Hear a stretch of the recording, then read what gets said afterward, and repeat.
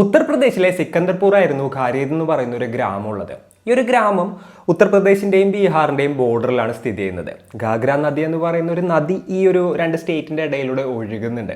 അപ്പോൾ ആ ഒരു നദിയിലത്തെ വെള്ളവും കാര്യങ്ങളൊക്കെ യൂസ് ചെയ്തിട്ടാണ് ഈ ഗ്രാമത്തിലുള്ള ആളുകളൊക്കെ കൃഷി ചെയ്തിരുന്നത്. അതേപോലെ തന്നെ രണ്ട് സ്റ്റേറ്റും തൊട്ടടുത്ത് കിടക്കുന്നത് കൊണ്ട് അപ്പുറത്തുള്ള ആളുകൾ ഇപ്പുറത്ത് വരെയും അതേപോലെ തന്നെ ഈ ഒരു സ്റ്റേറ്റിലുള്ള ആളുകൾ ആ ഒരു സ്റ്റേറ്റിൽ പോയിട്ട് ജോലി ചെയ്യുന്നതൊക്കെ പതിവായിട്ടുള്ള ഒരു കാര്യമായിരുന്നു. അന്ന് കൃത്യമായി പറഞ്ഞാൽ മെയ് 9, 2025 രാവിലെ ഒരു 7 മണിയൊക്കെ ആയിട്ടുണ്ടാവും. ഗ്രാമത്തിലുള്ള ആളുകൾ രാവിലെ എഴുന്നേറ്റിട്ട് ആ ഒരു നദിക്കരയിലൂടെ ഇങ്ങനെ നടന്നു പോകായിരുന്നു പണിക്കും കാര്യങ്ങൾക്കൊക്കെ വേണ്ടിയിട്ട്. അപ്പോഴാണ് അവർ ഒരു കാര്യം ശ്രദ്ധിക്കുന്നത്. സംഭവം എന്താണെന്ന് വെച്ച് കഴിഞ്ഞിട്ടുണ്ടെങ്കിൽ രാവിലെ തന്നെ നായ്ക്കൾ എന്തിനോ വേണ്ടിയിട്ട് കടിപിടി കൂടുകയാണ്. അപ്പോൾ ഭയങ്കര ബഹളവും കാര്യങ്ങളൊക്കെ ഉണ്ട് നായ്ക്കളുടെ. അപ്പോൾ ആളുകൾ അതെന്താന്നുള്ളത് നോക്കിയപ്പോഴാണ് ഞെട്ടിക്കുന്ന ആ ഒരു കാഴ്ച അവർ കാണുന്നത്. ഒരു മനുഷ്യൻ്റെ കയ്യും കാലും ഒക്കെ ആയിരുന്നു ഈ നായ്ക്കൾ കടിച്ചു വലിച്ചിരുന്നത്. അതേപോലെ തന്നെ അവിടെ നിന്ന് കുറച്ച് മാറിയിട്ട് വേറൊരു എംപ്റ്റി ആയിട്ടുള്ളൊരു ലാൻഡ് ഉണ്ട്. അവിടെയും ഇതേപോലെ തന്നെ നായ്ക്കൾ അതും ഇതൊക്കെ കടിച്ചു പറിക്കുന്നുണ്ടായിരുന്നു. അതും മനുഷ്യൻ്റെ ശരീരഭാഗങ്ങളായിരുന്നു. കയ്യും കാലും തന്നെയായിരുന്നു രണ്ടു ഭാഗത്തും ഉണ്ടായിരുന്നത്. അപ്പോൾ ഈ ഒരു കാഴ്ചയൊക്കെ കണ്ടിട്ട് നാട്ടുകാരാകെപ്പാടെ ഷോക്കായി പോവുകയാണ്. അവർ ഉടനെ തന്നെ പോലീസിനെ വിവരമറിയിക്കുകയും ചെയ്തു. അങ്ങനെ സിക്കന്ദർപൂർ പോലീസ് സ്റ്റേഷനിലത്തെ ഉദ്യോഗസ്ഥർ നേരെ അങ്ങോട്ട് എത്തുകയാണ്. അവർ നോക്കിയപ്പോൾ അവിടെ കൈകാലുകൾ മാത്രമേ ഉള്ളൂ, വേറെ ബോഡി പാർട്സ് ഒന്നും തന്നെ കാണാനില്ല. ഫോറൻസിക് ടീമും സ്ഥലത്തെത്തി അവരും ഇൻവെസ്റ്റിഗേഷൻ ആരംഭിച്ചു. എന്നാലും പ്രത്യേകിച്ച് തെളിവുകളൊന്നും തന്നെ പോലീസിന് കണ്ടെത്താനായിട്ട് സാധിച്ചില്ല. എന്നാൽ അങ്ങനെ ഇരിക്കുന്ന ടൈമിലാണ് വേറൊരു ഇൻഫോർമേഷൻ പോലീസിന് ലഭിക്കുന്നത്. ആ ഒരു വില്ലേജിൻ്റെ അവിടെ തന്നെ കുറച്ചങ്ങോട്ട് നീങ്ങിയിട്ട് ഒരു കിണറുണ്ട്. അപ്പോൾ ആ ഒരു ഏരിയയിലുള്ള കൃഷി ആവശ്യങ്ങൾക്കും മറ്റും അതേപോലെ തന്നെ വീട്ടിലെ ആവശ്യങ്ങൾക്കൊക്കെ ആ ഒരു കിണറ്റിൽ നിന്ന് ആളുകൾ വെള്ളം എടുക്കാറുണ്ട്. ആ ഒരു കിണറ്റിൽ ഒരു ബോഡി എടുക്കുന്നുണ്ട് എന്നുള്ളൊരു ന്യൂസായിരുന്നു അത്. പോലീസുകാർ അവിടെ എത്തി നോക്കുമ്പോൾ ആ ഒരു ബോഡിയിൽ കൈകാലുകളില്ല, അതേപോലെ തന്നെ തലയില്ല, ജസ്റ്റ് ആ ഒരു ടോർസോ മാത്രമേ ഉള്ളൂ. ആളുകൾ നോക്കുമ്പോൾ ഒരാളുടെ കയ്യും കാലും ഒക്കെ വെട്ടി വെട്ടി പല പല സ്ഥലത്തു നിന്ന് കിട്ടുന്നു. അതേപോലെ തന്നെ ബോഡി വേറൊരു കിണറ്റിൽ നിന്ന് കിട്ടുന്നു. അപ്പോൾ അത് ഭയങ്കര ഒരു ചർച്ചാ വിഷയമാവാണ്. നരബലി എന്തെങ്കിലുമൊക്കെ നടന്നിട്ടുണ്ടാവും എന്നുള്ള ഒരു രീതിയിൽ ആളുകൾ സംസാരിക്കുകയാണ്. മീഡിയ ഈ ഒരു വിവരം ഏറ്റെടുക്കുകയാണ്. അതേപോലെ തന്നെ പോലീസിൻ്റെ മേൽ ഇതുകൊണ്ടൊക്കെ നല്ല പ്രഷർ വരികയും ചെയ്തു. എന്നാൽ പോലീസിന് ആളെ ഐഡൻറ്റിഫൈ ചെയ്യാനായിട്ട് സാധിച്ചില്ല. കാരണം ആളുടെ തല മിസ്സിംഗ് ആയിരുന്നു. പോലീസുകാർ നോക്കിയപ്പോൾ അവർക്ക് തോന്നിയൊരു കാര്യം എന്തായിരുന്നു എന്ന് വെച്ച് കഴിഞ്ഞിട്ടുണ്ടെന്നുണ്ടെങ്കിൽ ഈ ബോഡി പാർട്സ് ഒക്കെ വെട്ടിയിട്ട് ആ നദിയിൽ ഇട്ടിട്ടുണ്ടാവും. അപ്പോൾ ആ നദിയിൽ നിന്ന് ഒഴുകി ബോഡി പാർട്സ് കരക്കടുത്തപ്പോൾ ഈ പട്ടികൾ അവിടെ നിന്ന് എന്താ പറയുക കടിച്ചു വലിച്ച് കൊണ്ടുവന്നിട്ട് കടിപിടി കൂടിയതായിരിക്കും. അതേപോലെ തന്നെ ആ ഒരു ടോർസോ നേരെ എന്താ പറയുക ആ ഒരു കിണറ്റിൽ കൊണ്ടുപോയി ഇട്ടിട്ടുണ്ടാവും. അപ്പോൾ ആ ഒരു കിണറ്റിലോ അല്ലാന്നുണ്ടെങ്കിൽ പുഴയിലോ തലയുണ്ടാകാനുള്ള സാധ്യതയുണ്ട്. അങ്ങനെ രണ്ട് പോലീസ് ടീം ഈ ഒരു കിണറ്റിലും അതേപോലെ തന്നെ എന്താ പറയുക ആ ഒരു പുഴയിലും ഫുള്ളായിട്ട് സെർച്ച് ചെയ്യുകയാണ്. എത്രത്തോളം അവരൊക്കെ അരിച്ച് പറക്കിയിട്ടും അവർക്ക് ആ ഒരു തല കണ്ടെത്താനായിട്ട് സാധിച്ചില്ല. അതുകൊണ്ട് തന്നെ പോലീസുകാർക്ക് ഈ ഒരു കേസ് തലവേദനയായി മാറുകയാണ്. അപ്പോൾ ആരുടെയായിരുന്നു ആ ഒരു ബോഡി? അതേപോലെ തന്നെ ആരാണ് ഇത്ര ക്രൂരമായി അയാളെ കൊലപ്പെടുത്തിയത്? ഇവിടെ നിന്ന് എങ്ങനെയാണ് പോലീസുകാർ ഈ ഒരു കേസ് ഇൻവെസ്റ്റിഗേറ്റ് ചെയ്തത്? ഇത്തരത്തിലുള്ള കാര്യങ്ങളൊക്കെയാണ് ഇന്നത്തെ വീഡിയോയിലൂടെ നമ്മൾ സംസാരിക്കാനായിട്ട് പോകുന്നത്. Hello guys, welcome back to the channel. Razeen this side. പോലീസുകാർ അങ്ങനെ ഇൻവെസ്റ്റിഗേഷൻ സ്റ്റാർട്ട് ചെയ്തു. അവർ നോക്കുമ്പോൾ ഈ കട്ടൊക്കെ ഫ്രഷ് ആണ്. അതായത് ഈ ഒരു ആളെ കൊന്നിട്ട് അധികം സമയമായിട്ടില്ല. ഒന്നില്ലാന്നുണ്ടെങ്കിൽ അതിൻ്റെ തലേ ദിവസം അല്ലാന്നുണ്ടെങ്കിൽ ഒരു ദിവസം മുൻപ് മാത്രമേ ഈ ഒരു കൊലപാതകവും കാര്യങ്ങളൊക്കെ നടന്നിട്ടുള്ളൂ. അതേപോലെ ഈ ഒരു ആളുടെ പ്രായം നോക്കുകയാണെന്നുണ്ടെങ്കിൽ ഏകദേശം 55-നും 65-നും ഇടയിൽ പ്രായമുള്ള അത്യാവശ്യം പ്രായമായിട്ടുള്ള ഒരാളെയാണ് ഇത്തരത്തിൽ കൊലപ്പെടുത്തിയിട്ടുള്ളത്. അങ്ങനെ പോലീസുകാർ ഈ ഒരു ബീഹാറിലും അതേപോലെ തന്നെ UP-യിലും ആ ഒരു ഏരിയയിൽ ഫുള്ളായിട്ടുള്ള പോലീസ് സ്റ്റേഷൻസ് ഉണ്ടല്ലോ, അവിടെ എല്ലായിടത്തോട്ടും ഇത്തരത്തിലുള്ള വല്ല മിസ്സിംഗ് കംപ്ലയിൻറ്റ്സ് ഫയൽ ചെയ്തിട്ടുണ്ടോ എന്നുള്ള കാര്യങ്ങൾ അന്വേഷിക്കുകയാണ്. അപ്പോഴാണ് പോലീസിന് ഒരു ഇൻഫർമേഷൻ ലഭിക്കുന്നത്. ഈ ഒരു ഖാരീദ് വില്ലേജിൽ നിന്നും ഏകദേശം 38 കിലോമീറ്റർ മാറിയിട്ടാണ് ബഹദൂർപൂർ എന്ന് പറയുന്ന ഒരു സ്ഥലം സ്ഥിതി ചെയ്യുന്നത്. അവിടുത്തെ പോലീസ് സ്റ്റേഷനിൽ ഒരു കേസ് രജിസ്റ്റർ ചെയ്തിട്ടുണ്ടായിരുന്നു. ഏകദേശം ഒരു 50 വയസ്സ് പ്രായമുള്ള മായാദേവി എന്ന് പറയുന്ന ഒരു സ്ത്രീ ആയിരുന്നു ഒരു കേസ് രജിസ്റ്റർ ചെയ്തിട്ടുണ്ടായിരുന്നത്. അവരുടെ ഹസ്ബൻഡിനെ കാണാനില്ല എന്നുള്ളൊരു മിസ്സിംഗ് കേസ് ആയിരുന്നു അവർ ഫയൽ ചെയ്തത്. 62 വയസ്സുള്ള ദേവേന്ദ്രകുമാർ മെയ് 8 തൻ്റെ മകളെ പിക്ക് ചെയ്യാനായിട്ട് ബീഹാറിലുള്ള റെയിൽവേ സ്റ്റേഷനിലോട്ട് പോയാണ്. എന്നാൽ ആള് പിന്നീട് തിരിച്ചെത്തിയില്ല. അതേപോലെ തന്നെ ആൾ അങ്ങോട്ടും എത്തിയിട്ടുണ്ടായിരുന്നില്ല. ഇതിൻ്റെ ഇടയിൽ ആൾ മിസ്സാവുകയാണ്. അതിനുശേഷം ഈ സ്ത്രീ തന്നെ പോയിട്ടായിരുന്നു മകളെ പിക്ക് ചെയ്തു വന്നത്. അതിനുശേഷം ഹസ്ബൻഡിനെ കാണാതായപ്പോഴാണ് അവർ അത്തരത്തിലുള്ളൊരു കംപ്ലൈൻറ്റ് കൊടുത്തിട്ടുണ്ടായത്. അവിടുന്ന് പോലീസുകാർ ആളുടെ ഫോട്ടോയും ഡീറ്റെയിൽസും ബാക്കിയുള്ള കാര്യങ്ങളൊക്കെ എടുത്തപ്പോൾ ആ ഒരു ബോഡി ആളുടേത് തന്നെയാണെന്നുള്ളത് പോലീസിന് മനസ്സിലാവുകയാണ്. അപ്പോൾ മകളെ പിക്ക് ചെയ്യാനായിട്ട് പോയ ഇയാളെ ആരാണ് കിഡ്നാപ്പ് ചെയ്ത് കൊലപ്പെടുത്തിയത്? അതിനു മാത്രം ആരൊക്കെയാണ് ഇയാളുടെ ശത്രുക്കൾ? അത്തരത്തിലുള്ള കാര്യങ്ങളൊക്കെ പോലീസുകാർ അന്വേഷിക്കാനായിട്ട് തുടങ്ങി. അപ്പോൾ അവർ ഈ ഒരു മായാദേവിയിൽ നിന്ന് തന്നെയാണ് ക്വസ്റ്റ്യനിങ്ങും കാര്യങ്ങളും എല്ലാം തന്നെ സ്റ്റാർട്ട് ചെയ്തത്. അവരെ ക്വസ്റ്റ്യൻ ചെയ്തതിൽ നിന്നും പോലീസിന് മനസ്സിലാക്കാനായിട്ട് സാധിച്ചത് എന്താണെന്ന് വെച്ച് കഴിഞ്ഞിട്ടുണ്ടെങ്കിൽ ആർമിയിൽ BROയിലായിരുന്നു ആൾ വർക്ക് ചെയ്യുന്നുണ്ടായിരുന്നത്. അവിടുന്ന് റിട്ടയർഡ് ആയതിനു ശേഷം ഒരു സ്വസ്ഥമായിട്ടുള്ള ജീവിതം നയിച്ചു വരികയായിരുന്നു. അത്യാവശ്യം നല്ല പ്രോപ്പർട്ടീസും കാര്യങ്ങളൊക്കെ ഉണ്ട്, റിച്ചാണ് അവർ. ഫാമിലി നോക്കുകയെന്നുണ്ടെന്നുണ്ടെങ്കിൽ ഫൈനാൻഷ്യലി വലിയ സീനുകളോ കാര്യങ്ങളോ ഒന്നും തന്നെ ഇല്ല. അതേപോലെ തന്നെ പറയത്തക്ക ശത്രുക്കളൊന്നുമില്ല ആൾക്ക്. ആരുടെ അടുത്തും വലിയ പ്രശ്നങ്ങളൊന്നും ഉണ്ടാക്കാൻ പോകുന്ന ഒരാളല്ല.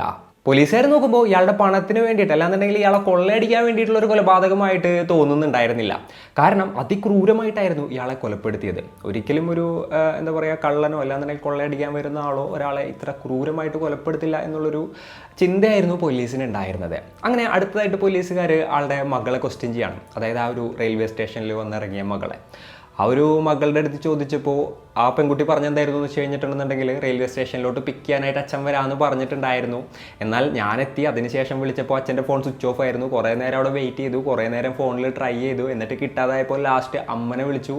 അതിനുശേഷം അമ്മ കാറുമായിട്ട് വന്നിട്ടാണ് തന്നെ പിക്ക് ചെയ്തത്. തുടങ്ങിയിട്ടുള്ള കാര്യങ്ങളെല്ലാം തന്നെ അവർ പോലീസിൻ്റെ അടുത്ത് പറയുകയായിരുന്നു. അടുത്തതായിട്ട് പോലീസുകാർ ആ ഒരു പെൺകുട്ടിയോട് എങ്ങോട്ടാണ് പോയത്, അതേപോലെ തന്നെ എന്താണ് ചെയ്തുകൊണ്ടിരിക്കുന്നത് തുടങ്ങിയിട്ടുള്ള കാര്യങ്ങളെല്ലാം തന്നെ ചോദിക്കുകയാണ്. അപ്പോൾ ഈ പെൺകുട്ടി കോട്ടയിൽ എൻട്രൻസിന് പഠിച്ചുകൊണ്ടിരിക്കുകയായിരുന്നു, രാജസ്ഥാൻ കോട്ടയിൽ. അപ്പോൾ അവിടുത്തെ ലീവിനായിട്ട് നാട്ടിലോട്ട് വന്നതായിരുന്നു. ഇത്തരത്തിലുള്ള കാര്യങ്ങളെല്ലാം തന്നെ പോലീസുകാർ മനസ്സിലാക്കുകയാണ്. അതിനുശേഷം പോലീസുകാർ ഇതേപോലെ തന്നെ ഒരു ബോഡി കിട്ടിയിട്ടുണ്ട്, അത് ഐഡൻറ്റിഫൈ ചെയ്യുന്നതിന് വേണ്ടിയിട്ട് വരണമെന്ന് ഇവരുടെ വീട്ടുകാരുടെ അടുത്ത് പറയുകയാണ്. ഈ ഒരു വിവരം അറിഞ്ഞ് ഈ മായാദേവിയും അതേപോലെ തന്നെ അവരുടെ മക്കളും ഫാമിലി മെമ്പേഴ്സ് എല്ലാവരും തന്നെ ഹോസ്പിറ്റലിലോട്ട് എത്തുകയാണ്. അപ്പോൾ ഈ ഒരു ദേവേന്ദ്രയുടെയും മായാദേവിയുടെയും കല്യാണം കഴിഞ്ഞിട്ട് ഏകദേശം 25 വർഷങ്ങൾ കഴിഞ്ഞിട്ടുണ്ടായിരുന്നു. ഈ ദമ്പതികൾക്ക് ടോട്ടൽ 4 മക്കളായിരുന്നു ഉണ്ടായിരുന്നത്, 3 പെൺകുട്ടികളും ഒരു ആൺകുട്ടിയും. ഇതിലെ മൂത്ത 2 പെൺകുട്ടികൾ പല പല സ്ഥലങ്ങളിൽ ജോലിയായിരുന്നു. അതേപോലെ തന്നെ താഴെയുള്ള പെൺകുട്ടിയാണ് കോട്ടയിൽ പഠിക്കുന്നുണ്ടായിരുന്നത് എൻട്രൻസിന് വേണ്ടിയിട്ട്. പിന്നെ അവരുടെ മകൻ്റെ കാര്യം പറയുകയാണെന്നുണ്ടെന്നുണ്ടെങ്കിൽ ഉത്തർപ്രദേശിൽ ഒരു കോളേജിൽ ആ ഒരു പയ്യൻ പഠിച്ചുകൊണ്ടിരിക്കുകയായിരുന്നു. എല്ലാവരും നേരെ തന്നെ പോലീസ് സ്റ്റേഷനിലോട്ട് എത്തുകയാണ്.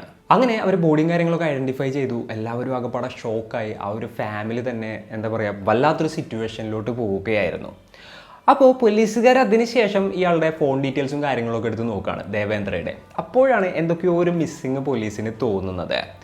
അതായത് ഇയാൾ അന്നത്തെ ദിവസം എന്തൊക്കെയാണ് ചെയ്തതെന്ന് നോക്കുകയെന്നുണ്ടെന്നുണ്ടെങ്കിൽ ആൾ ഹരിപ്പൂർന്ന് ബഹദൂർപൂരിലോട്ട് എത്തിയിട്ടുണ്ട്.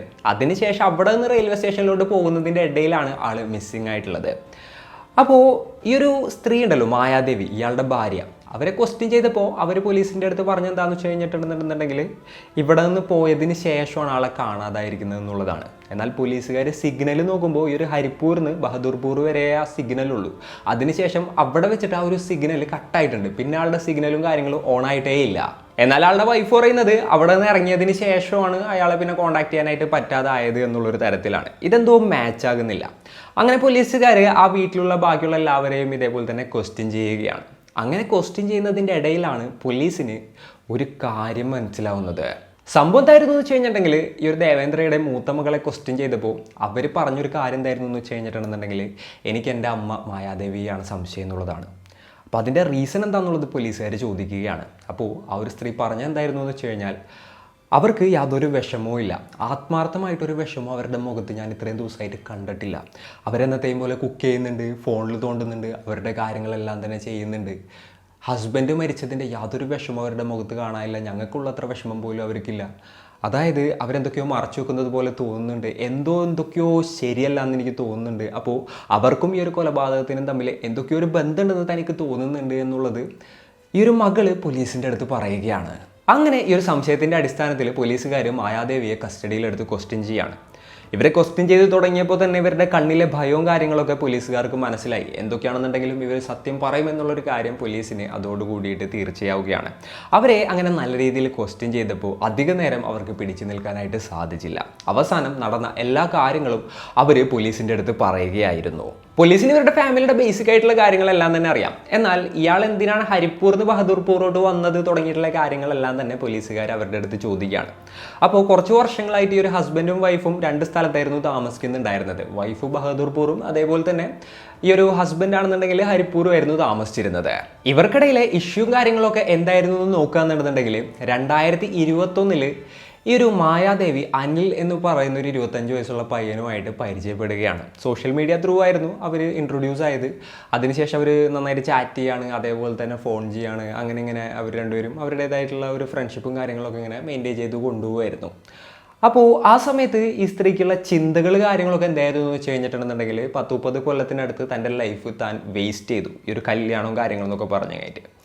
അതായത് ചെറുപ്പത്തിലെ തന്നെ കല്യാണം കഴിച്ചിട്ട് താൻ പിന്നെ ഭർത്താവിന് വേണ്ടിയിട്ടായിരുന്നു ജീവിച്ചിരുന്നത്. അത് കഴിഞ്ഞിട്ട് 4 കുട്ടികളായി, പിന്നെ അവർക്ക് വേണ്ടിയിട്ട് ജീവിച്ചു.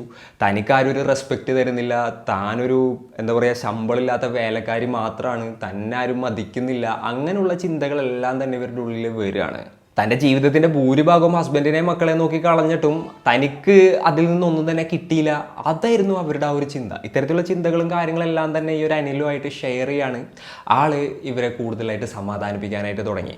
ആൾക്ക് മനസ്സിലായി എന്തൊക്കെയാണെന്നുണ്ടെങ്കിലും ഇപ്പോൾ ഇവരുടെ ആ ഒരു മാരേജ് ലൈഫിൽ അവർ ഹാപ്പി അല്ല. മുൻപായിരുന്നോ ആയിരുന്നില്ല എന്നുള്ളത് ആൾക്കറിയില്ല. എന്നാലും ഈ ഒരു ടൈം കറക്റ്റായിട്ട് യൂട്ടിലൈസ് ചെയ്ത് കഴിഞ്ഞിട്ടുണ്ടെന്നുണ്ടെങ്കിൽ തനിക്ക് എന്താ പറയുക ആഗ്രഹമുള്ള കാര്യങ്ങളെല്ലാം തന്നെ നടക്കുന്നുള്ളതെങ്കിലും മനസ്സിലാക്കുകയാണ്. അങ്ങനെ ആൾ ആ ഒരു സ്ത്രീയുമായിട്ട് കൂടുതലായിട്ട് അടുക്കാനായിട്ട് തുടങ്ങി. നിങ്ങൾ ഈ ഒരു പ്രായത്തിലും ഭയങ്കര സുന്ദരിയാണല്ലോ, എന്തുകൊണ്ടാണ് നിങ്ങളുടെ ഭർത്താവിന് നിങ്ങളുടെ അടുത്ത് ഇൻട്രസ്റ്റ് ഇല്ലാത്തത് തുടങ്ങിയിട്ടുള്ള കാര്യങ്ങളെല്ലാം തന്നെ ആളിങ്ങനെ ചോദിച്ചുകൊണ്ടിരിക്കുകയാണ്. അങ്ങനെ ഇവർക്കിടയിലുള്ള ഒരു സൗഹൃദം വേറൊരു തരത്തിലോട്ട് മാറുകയായിരുന്നു. ഇനിയിപ്പോൾ ദേവേന്ദ്രയുടെ കാര്യം പറയുകയാണെന്നുണ്ടെങ്കിൽ ആളുടെ റിട്ടയർമെൻറ്റിന് ശേഷമുള്ള ആളുടെ പ്ലാൻ എന്തായിരുന്നു എന്ന് വെച്ച് കഴിഞ്ഞിട്ടുണ്ടെങ്കിൽ ആളുടെ ഫാമിലി പ്രോപ്പർട്ടി ഉണ്ട് ഹരിപ്പൂർ. വലിയൊരു വീട് ആളുടെ പാരൻസ് വെച്ചിട്ടുണ്ട്. അതിന് ചുറ്റും കുറേ കൃഷി സ്ഥലവും കാര്യങ്ങളൊക്കെ ഉണ്ട്. അവിടെ ചെന്ന് സമാധാനപരമായിട്ട് കൃഷി ചെയ്ത് ജീവിക്കണം എന്നുള്ളതായിരുന്നു ആളുടെ ആഗ്രഹം. അപ്പോൾ ആൾ തൻ്റെ വൈഫിനെ വിളിക്കുകയാണ്, നമുക്ക് ഇവിടെ നിന്ന് ഇനിയിപ്പോൾ എന്തായാലും ഹരിപ്പൂർ പോകാം, അവിടെ കൃഷിയും കാര്യങ്ങളൊക്കെ നോക്കിയിട്ട് അവിടെ സമാധാനപരമായിട്ട് ജീവിക്കുക എന്നുള്ളത് ആളുടെ വൈഫിൻ്റെ അടുത്ത് പറഞ്ഞു. എന്നാൽ വൈഫ് അതിന് കൂട്ടാക്കിയില്ല. അങ്ങനെയാണ് 2023 ആൾ ഹരിപ്പൂരോട്ട് താമസം മാറുന്നത്.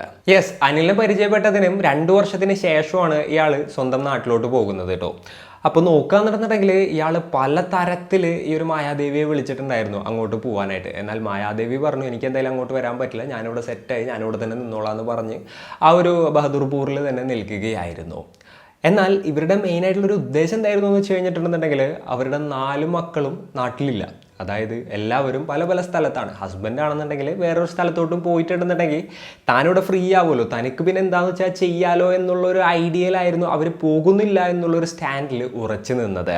ഇതൊക്കെ ആയപ്പോൾ അനിലിനെ വീട്ടിലോട്ട് കൊണ്ടുവരാനും ടൈം സ്പെൻഡ് ചെയ്യാനൊക്കെ അവർക്ക് എളുപ്പമായി.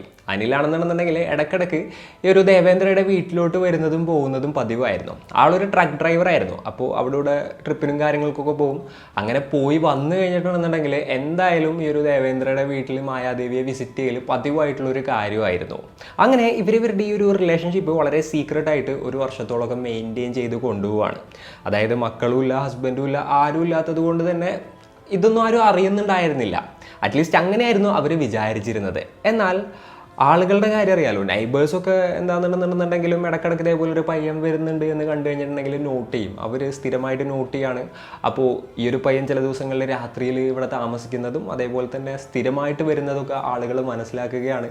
അപ്പോൾ ഇവർ തമ്മിൽ വേറെ എന്തൊക്കെയോ ഒരു റിലേഷനും കാര്യങ്ങളൊക്കെ ഉണ്ട് എന്നുള്ളൊരു തരത്തിൽ ആളുകൾക്ക് തോന്നിയിട്ട് അവരെന്താ ചെയ്തതെന്ന് വെച്ച് കഴിഞ്ഞിട്ടുണ്ടെന്നുണ്ടെങ്കിൽ ഈ ഒരു ദേവേന്ദ്രയെ വിളിച്ചു കയറ്റി കാര്യങ്ങൾ പറയുകയായിരുന്നു. ഈ ഒരു വിവരം പറഞ്ഞ ദേവേന്ദ്ര ആകപ്പാടെ ഷോക്കാവുകയാണ്.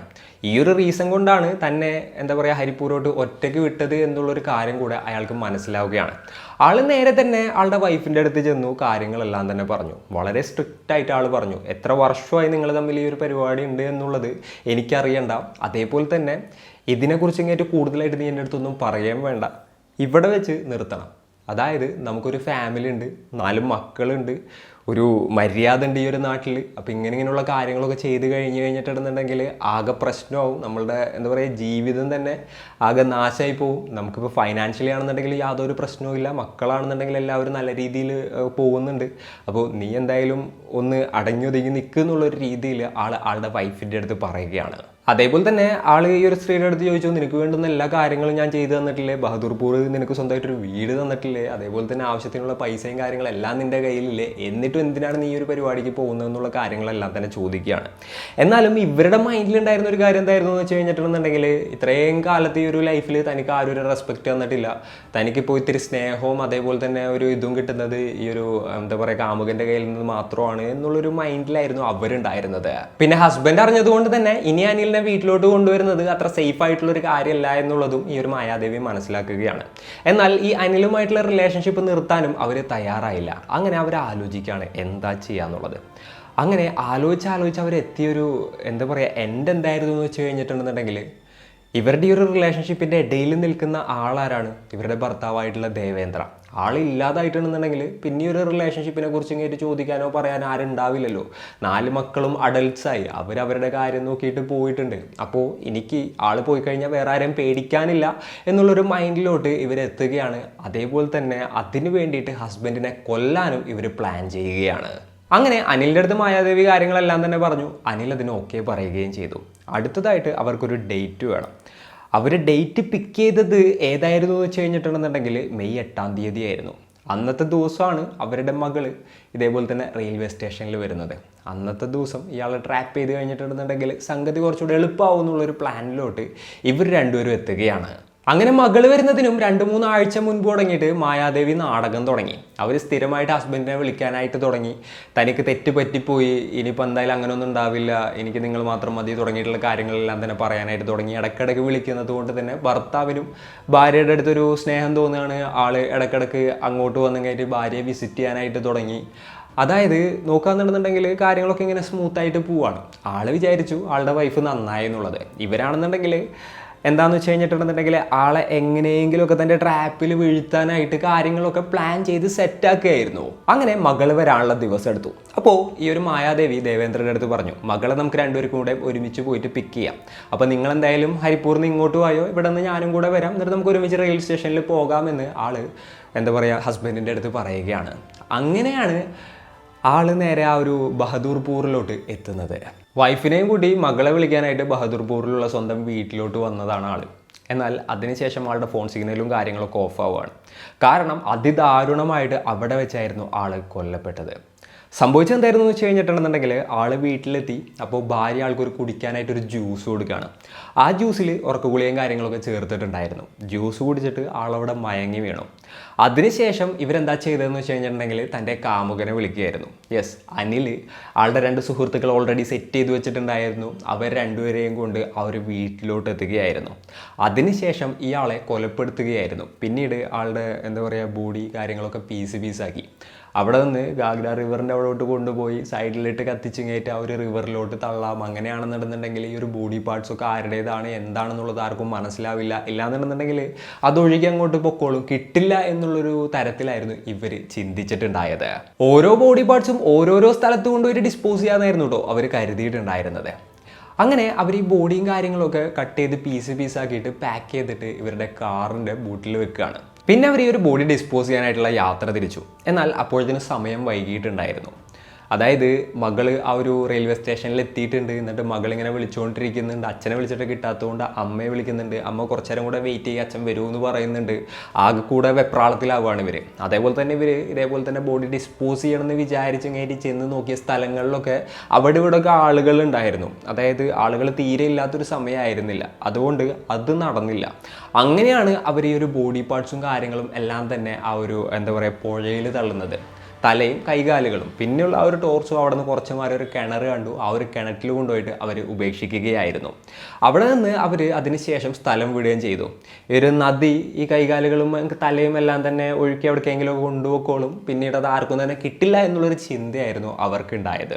അവർ പ്രതീക്ഷിച്ചതുപോലെ തല അവിടെ നിന്ന് പോയി പിന്നെ പോലീസിനോ മറ്റോ കണ്ടെത്താനായിട്ട് സാധിച്ചില്ല. എന്നാൽ കൈകാലുകളെല്ലാം തന്നെ കരക്കടിയുകയും അതേപോലെ തന്നെ പട്ടി ഇതേപോലെ തന്നെ എടുത്തുകൊണ്ട് വരികയും കടികൂടുകയൊക്കെ ചെയ്തത് കണ്ടപ്പോൾ നാട്ടുകാർ പോലീസിനെ വിവരമറിയിക്കുകയായിരുന്നല്ലോ.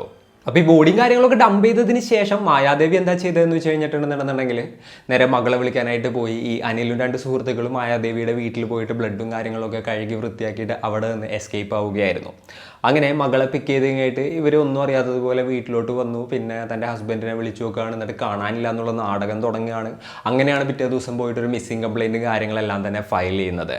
എന്നാൽ വീട്ടിലെത്തിയ ആളുടെ മകൾക്ക് എന്തൊക്കെയോ സംശയം തോന്നുകയാണ്. അതിനുശേഷമാണ് അവർ പോലീസിൽ ഇത്തരത്തിലുള്ള കാര്യങ്ങൾ പറയുന്നതും അതിനുശേഷം ഈ ഒരു മായാദേവിയെ പോലീസുകാർ അറസ്റ്റ് ചെയ്യുന്നതും പിന്നീട് ഇത്തരത്തിലുള്ള കാര്യങ്ങളെല്ലാം തന്നെ മനസ്സിലാകുന്നതും.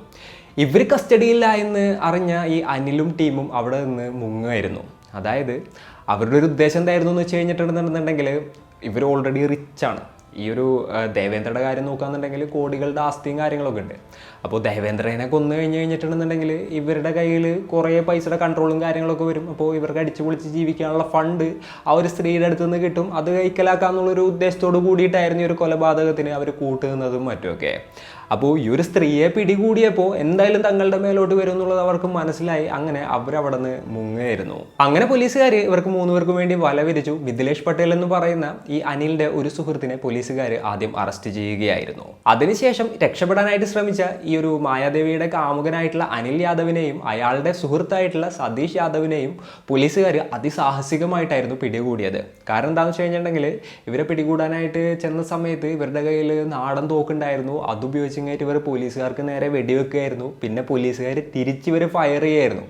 അങ്ങനെയൊക്കെ ആണ് ഇവരെ കീഴ്പ്പെടുത്തിയിട്ട് പോലീസുകാർ കസ്റ്റഡിയിലെടുത്തത്. എന്തൊക്കെയാണെന്നുണ്ടെങ്കിലും ഇവർ 4 പേരും ഇപ്പോൾ ജയിലിലാണ്. ഈ ഒരു കേസാണെന്നുണ്ടെന്നുണ്ടെങ്കിൽ നടന്നുകൊണ്ടിരിക്കുകയുമാണ്. അപ്പോൾ ഇന്നത്തെ ഒരു വീഡിയോയിൽ ഇത്രയൊക്കെയാണ് പറയാനുള്ളത്. അപ്പോൾ ഈ ഒരു സ്റ്റോറി കേട്ടപ്പോൾ നിങ്ങൾക്ക് എന്താണ് തോന്നിയത്? നിങ്ങളുടെ തോട്ട്സും കാര്യങ്ങളും എന്തൊക്കെയാണെന്നുണ്ടെങ്കിലും താഴെ കമൻറ്റുകളായിട്ട് രേഖപ്പെടുത്തുക. അപ്പോൾ ഇന്നത്തെ ഒരു വീഡിയോയിൽ ഇത്രയൊക്കെ തന്നെ പറയാനുള്ളൂ. And it's me signing off. Peace. Stay peaceful guys. Stay safe.